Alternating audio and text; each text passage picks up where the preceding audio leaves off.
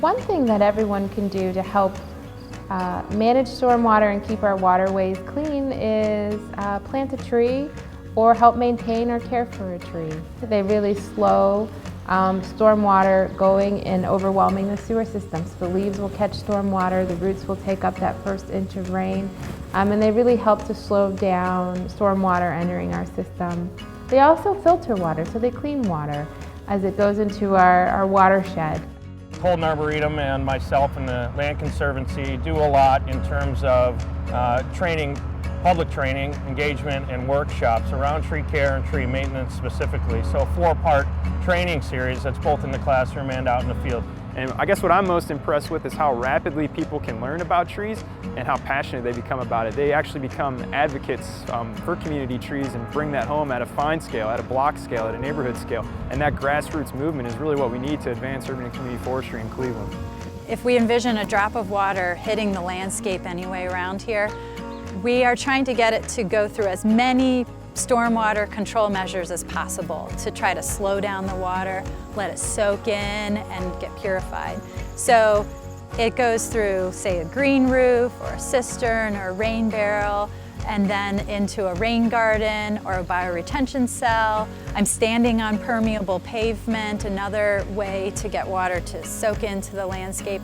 And then it eventually flows down into the wetland and then into another series of wetlands that were actually built over 10 years ago. They just happened to be in a perfect place all before the water hits West Creek.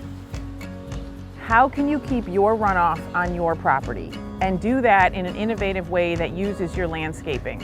Really look at it as a challenge. I want to be a zero runoff site, and I want to have functional working landscaping that absorbs that water.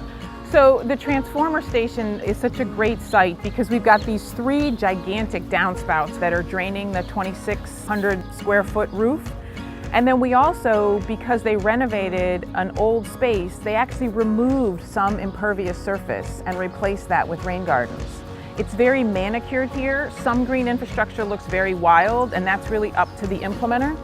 And green infrastructure is basically on-site stormwater management that uses infiltration, plants to actually capture stormwater and manage it at the site before it gets discharged to either a separate or combined system. Rain barrels are a great way to use less tap water. You can use rainwater to irrigate your garden or your landscaping. And it helps to manage stormwater, so it keeps that first flush of stormwater out of the sewer system and helps prevent combined sewer overflow. So it's a great way for residents to get involved. Well, right now we have a bridge that's being built for the posts, and it's going to give them a little more access to this property that they own that's adjacent.